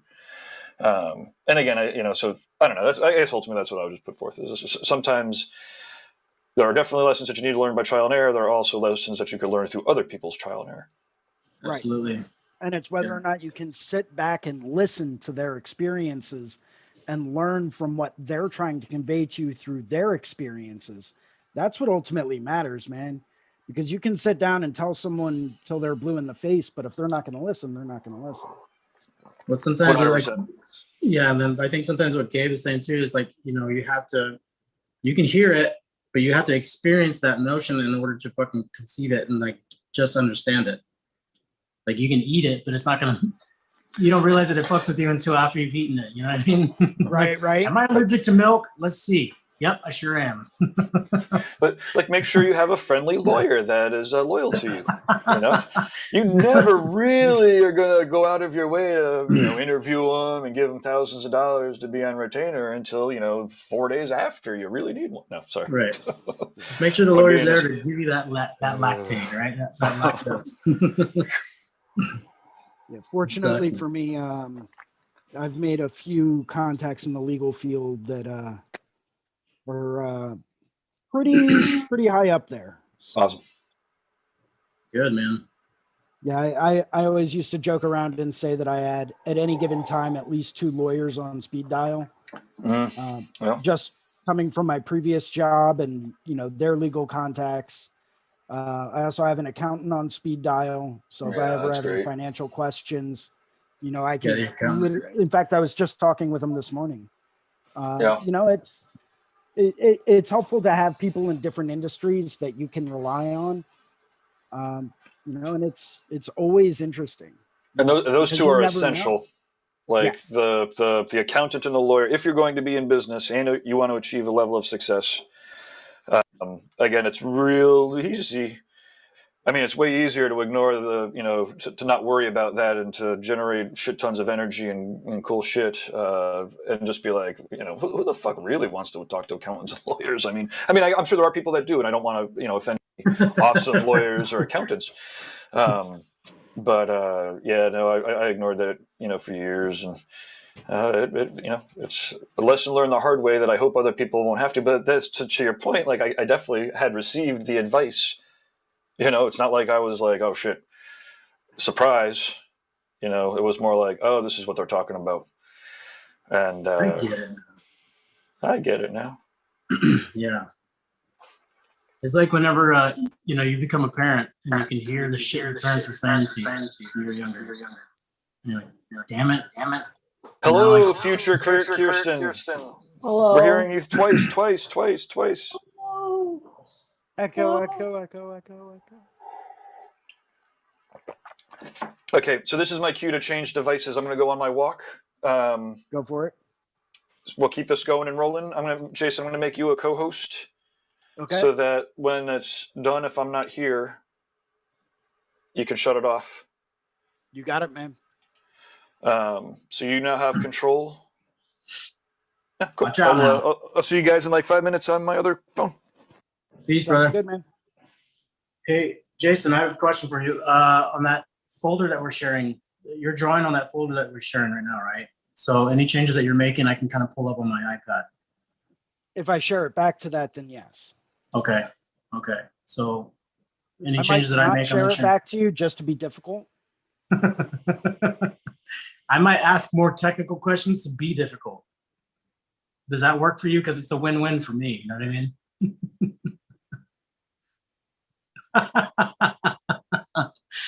You see what I'm doing? See what I'm doing there? Yeah, yeah. I would too. I'd be like, I get it. You I'm would just gonna be ask him that again. guy. I understand entirely. I just like to keep asking. I Just to make noticed. sure. Just to make sure I got it.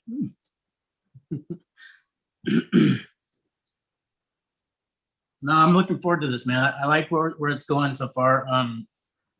We're I definitely gonna have did to do shrink it and something. move it up a little bit, Okay. just because I think it's gonna work a little bit better. Yeah. Yeah.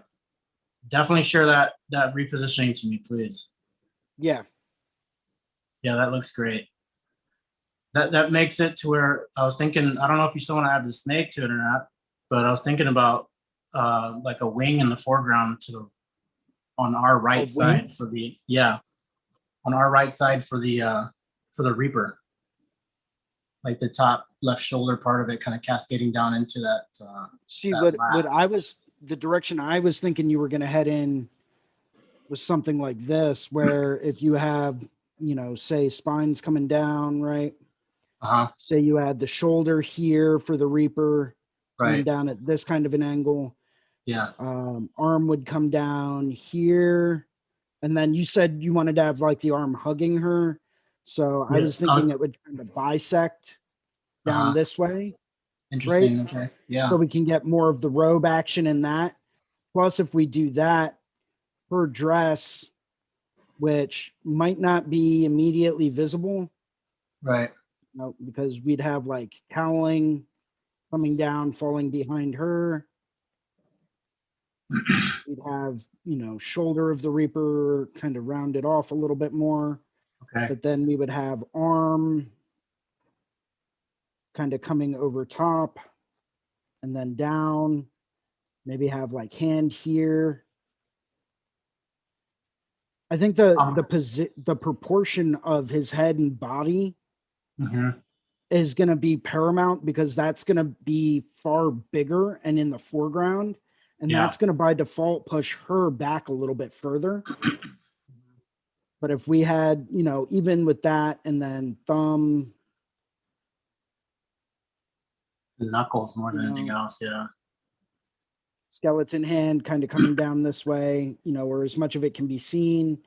Then we could have this still be part of the robe. Yeah. Okay. And then the folds and the drapery here. Yep. Kind of go to kind of disguise this a little bit more. Even though it's just going to be large areas of dark, we can make it super wrinkly. Yeah, the folds will help out quite a bit. Yeah, and then you've got her shoulder coming down this way, here.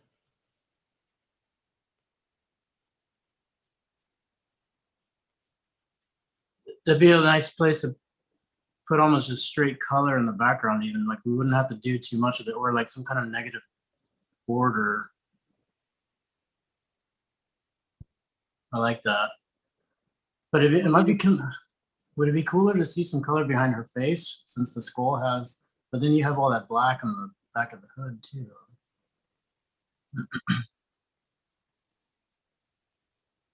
Keep in mind, we don't have to make his robe solid black. We can do that in like a dark purple.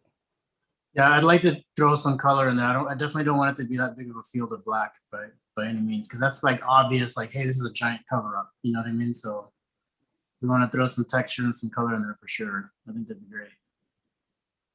So Chris just asked a really good question on the YouTube. He said, any big lessons learned early in life that you remember being hard to swallow, but made you a better man? Oh man, dude. Where do I start? Yeah, I've several. I know the biggest one for me was it, truth be told, it was honesty. It was something I struggled with when I was earlier, because I was like, oh, well, I'll just tell them I can do it, even though I don't know if I can and whatnot. And, so following through, if I said I was going to do something, I do it. I do now. And it was a hard pill to swallow, because all my friends started alienating me because I was never reliable, because I would never give them an honest answer about whether or not I was going to be available to help them out with something. They couldn't trust me as far as if I said I was going to do something, was I actually going to do it, or was I just saying I was going to do it? And I started to lose faith with a lot of people in my life, and I turned that around very quickly. I made the conscious effort, and I said I'm going to start out with 1 month, and then I'm going to go another month, and then I'm going to go another month. And no matter what happens, I'm never going to say anything dishonest.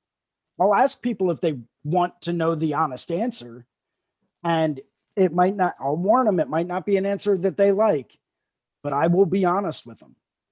And if they really want to know the answer to a question, I'll tell them. But I can't guarantee that it's going to be a very pleasant experience for them. And I started telling people like, hey, listen, I'll try my best to make it. I can't guarantee that I will. There are very few guarantees I give now, and very, very few things that I promise I can do, because I know that in life, there are a lot of different variables. So I'll tell people flat out like, hey, listen, I'm going to do what I can, and I will do my absolute best, but I cannot make a 100% guarantee this will happen. And by doing that, not only do I factor in unknown things, unknown circumstances, like say I was going to drive out to Illinois to come and stay with you for a little bit, and then got in a car accident, right? Well, obviously I can't make it out there. And I don't want to be the person that turns around and says, yes, I will be there 100% regardless, either way. Because if I get into a car accident, I'm turning around, I'm going home, because I got bigger things to take care of now. Sorry, but that's the way it is. But if I tell you I will be there, this will happen, and something happens, it's like, don't worry, I've planned for this. I'm going to hop onto the Greyhound bus station right around the corner, and I'm going to hop on that, take that out to Illinois. That way, if anything happens and they get into an accident, the worst thing that's going to happen is they're going to pull up another bus. We're going to get onto another bus, and I'm going to continue out. Might be a little late, but I'll still get there. Right? Oh, I like it, man. I agree with you. That was the biggest thing for me, was just learning how to not only be honest with other people, but be honest with myself and set realistic expectations accordingly. Yeah, you got to be able to learn. I think that's a good question, and you hit the nail on the head. The other thing that I would only elaborate on what you're saying, really, which is, you got to realize your boundaries. You know what I mean? You got to realize your boundaries, what you're capable of, what you're able to do with the time that you're allotted, with the other projects that you have to stay organized with, as far as the other projects that you have going on. And there's a lot of truth in that. And there's facing a lot of truth in that, and being able to accept the fact that sometimes you might let some people down, but at the least you could do is be honest about the scenario. So that way they know that you're being genuine about it more than anything else. I think one of the hardest things for me was, and it didn't start coming until more recently even, really, is that like I realized that people in my life, no matter what area they were in as far as the capacity of involvement with my relationship with them, was I kept hearing the same statements being made to me by different people. And if you're experiencing that, then maybe it's time for you to look at what it is that's these people are recognizing in you. And some people are, friendly enough to you and honest enough with you to make that a conversation between the two of you. Now, whether you're willing to accept it at the time, sometimes it's timing, man. Sometimes the universe has to show you a few more hard facts in order for you to kind of go, oh shit, I think they were right. So you have to, you got to be able to face that head on and start looking inward and start trying to resolve some issues that you might be ignoring. And some of them, as far as business and like, you know, you becoming a better artist goes, is your timing and your organization and what you follow through with. So I think that's what I would say, Jason, is I just want to elaborate on what you said. So. Well, and to touch on what you said, man, I think one thing that you mentioned that that I didn't even hint at was the fact that, you know, if life is telling you something, fucking listen, right? Listen to what life is trying to tell you. Absolutely. If you have more than a handful of people that are from different walks of life that do not know each other and they are all trying to tell you the same thing, that's life telling you what to do, right? That's life giving you an answer. It's life giving you advice. Listen to it. The only thing that's going to happen is good things, right?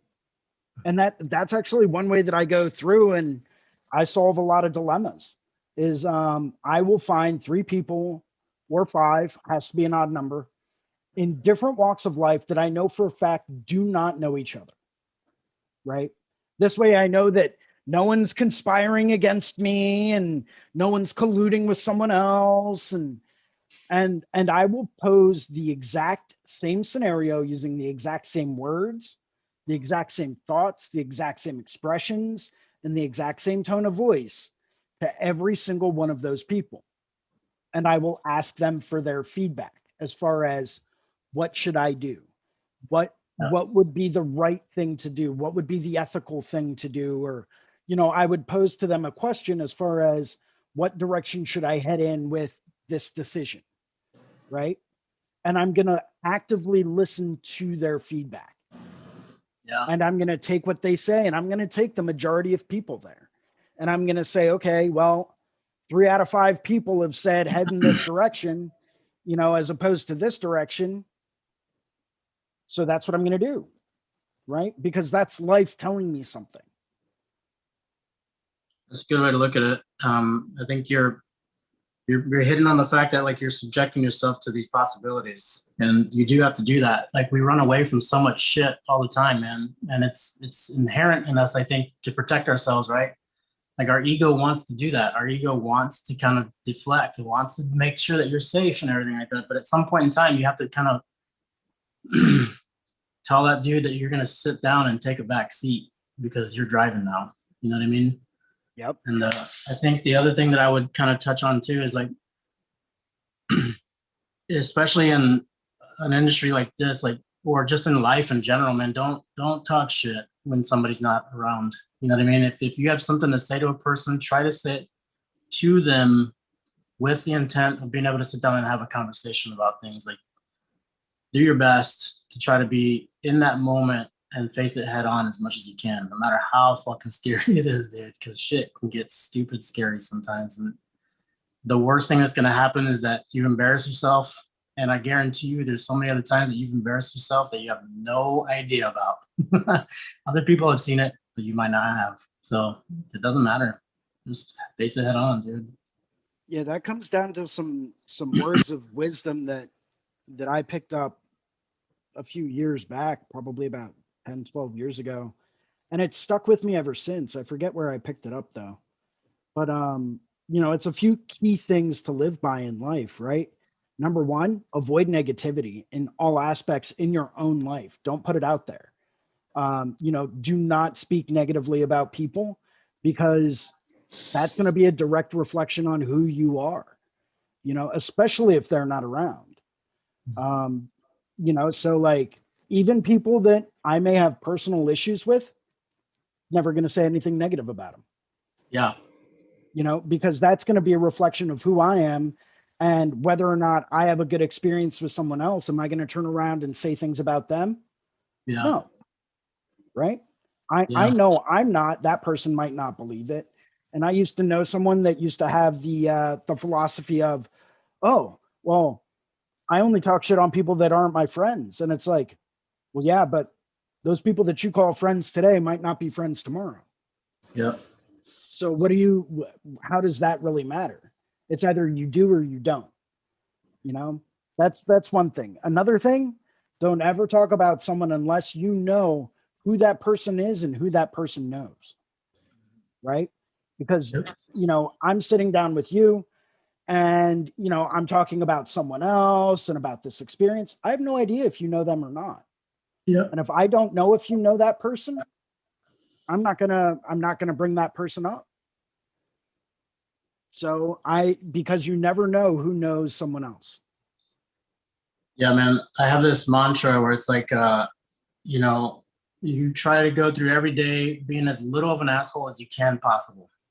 Because no matter what, at some point in time, somebody's going to hear something you said, or they might have had an interaction with you at some point in your life, man, where you were just a shitty person, or you had a bad day, or you were in a great mood, and you made somebody's fucking day. It could be the exact polar opposites of each other. But no matter what happens, you just try to do your best, man. And at some point in time, you got to live with the fact and release this idea that you're gonna please everybody, you know, because all you can do is just set your intention of, you know what, today's gonna be a good fucking day. Like, I want today to be good.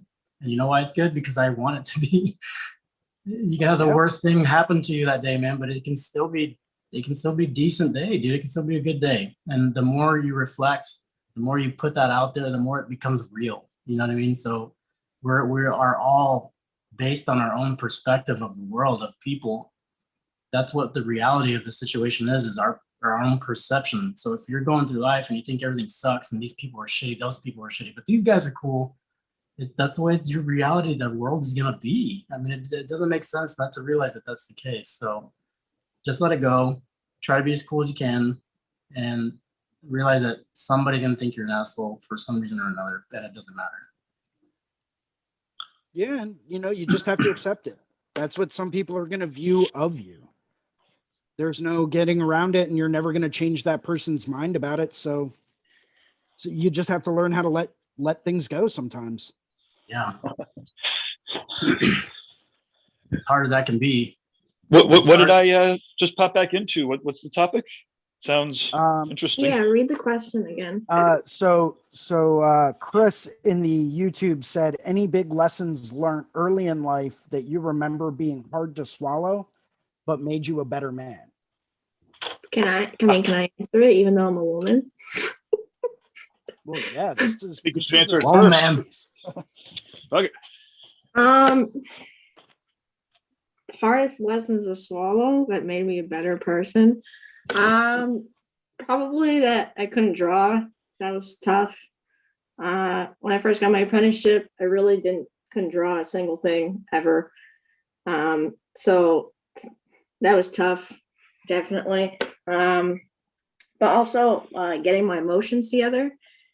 I've had like very serious conversations several times of like, you have to be a little bit stronger mentally, especially in this industry. You can't just let everything that everybody says get to you and like make you cry and stuff. And because, you know, it's not even so much being mentally strong, because everybody wants to cry. It's just there's a time and place for it. So you got to just set it aside for that time, because if you're in the middle of a tattoo and like something goes wrong, you have to be sure to like mentally be right in that moment so that you can still do a good tattoo and not let the client or the atmosphere or the people that you work with or anything that's personally going on affect you in that moment, because you're doing a tattoo. You're not worrying about all those other things. So that was definitely tough because I was a very emotional person through my apprenticeship. So that's pretty good. Thanks for sharing that with us, man. That's some personal stuff, and that's awesome that you kind of opened up about that. That's fucking radical. Thank you. Well, yeah, I mean, seeing it from like another person's perspective, I guess. I could see it now, how I was being, and it's weird. You can't really see your own behaviors at the moment unless you're a very self-aware person. So it takes a while, and it takes actually changing for you to look back and be like, oh yeah, that was not okay. So it's nice being in that moment now, looking back and realizing that those people were actually right. Because like what you guys said, when you say it, when you hear it from multiple people, it kind of means something. Yeah. So you should definitely listen to that. Yep. I think another big one is knowing your own limitations. Hmm. You know, knowing what your strengths are and knowing what your weaknesses are, and a lot of that comes from self-reflection, right? Like I'm one of those people that I will sit back, and if someone comes in and says, hey, you know, I want to get this super awesome tattoo of like a portrait of my grandparents, I know my own limitations. I know what my strengths, what my weaknesses are. I know that I am not the person to execute that tattoo, right? I know that if it comes down to someone directly asking me to do a portrait or portraiture or hyperrealism, I'm not your guy. I know this. And I'm honest with them about it, right? Like, listen, if you're trying to go hyperrealism, let me come with me over to the studio. Let me direct you to someone that will be the person for you to deliver what you are trying to get, you know? But if you're looking for hyper realism, I'm not your guy. You know, could I do it to a degree? Yeah. But could I do it to the degree that you're looking for? No. So let me refer that out to someone else. And people respect that, right? People respect the fact that you are willing to admit what you need to still work on, you know? Heck yeah, and man. that's something that's a direct reflection of who you are as a person. Because at the end of the day, let's face it, you know, you're trying to make sure that that person has the best tattoo possible. And whether that means you execute it or not, well, you know, maybe you shouldn't be executing it because at that time, you're not capable of delivering the quality of product that they're looking for. Maybe it's not your style. Maybe it's not something that, you know, you're that proficient at just yet, right? Maybe it's something that you know you need to work on and you're not quite capable of that just yet. So you know what? Say, listen, I'm not there yet. Let me introduce you to so-and-so who'll be more than happy to take care of you, to deliver what it is you're looking for. You know, and those people will come back. I guarantee it. Yeah, know, dude. because you're showing them that level of honesty that Absolutely. you really care about them getting the best tattoo possible. Yeah, it's not about the buck. It's about you giving a shit about a person. You know what I mean? Right. It's incredible. And it'd be so And much better because if we of can apply that- that to everything. Oh yeah, dude. But Yeah. I mean, let's face it, Yeah. humanity. Yeah. That's rad, Jason. That's rad. Yeah, that's a good one. I like that one. Mhm. Yeah. Very important. It'll save you from trouble later. And then- Absolutely. Because then you're not going to sit down and be like, oh boy, I have no idea what I'm doing here, but yeah, we're going to give this a shot and see how it turns out, right? Not a Literally. good way to approach a tattoo. And you know what, the cool thing about that sentiment too, Jason, is that like everybody's always looking for these opportunities. I never got the opportunity to do that. I never got the opportunity to become better. Blah, blah, blah. It's like, that's it right there, man. It's in instances like that. Those are your opportunities. Every time you're faced with some adversity where you're like, shit, I don't know what to do. I don't know if it's the right thing to do. I don't know if it's the wrong thing to do. That's your opportunity, man. That's that chance to take and try to do the best you can the right way. You know what I mean? Yeah, I mean, you know, I think it also depends on what people are coming to you for, right? Because like people know that I'm not a portrait guy. Like they know that. And if they don't know that, I'm more than happy to tell them that. And the reason why I tell them I'm not a portrait guy is because I know I still need to get better at it.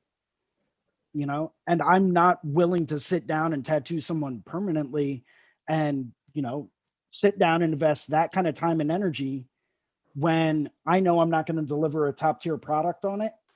So I know that I need to work on portraits a bit more. I know that I need to sit down with pencil and paper and get back into life drawing and get back into portrait studies and start researching it more and learning more about it in order to be better at it. I know that's something I need to work on.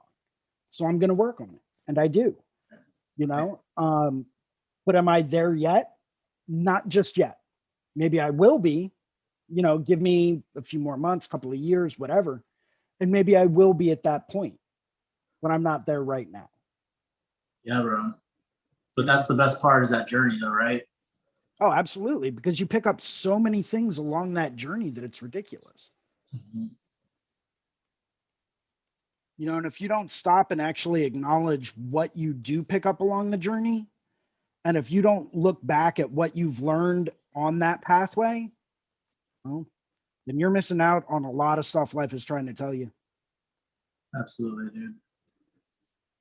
Man, that was awesome. I got to dip out. My client's going to be here in a few minutes, and I I'm will have a actually gap. heading out. I'm I'll have a heading out in gap just a today too, minute and as I'll well. be okay. Cool, man. I'll be working on that today. I'll be working on that today, and definitely on Wednesday and stuff like that, man. And we'll get it together. No problem. I'm excited.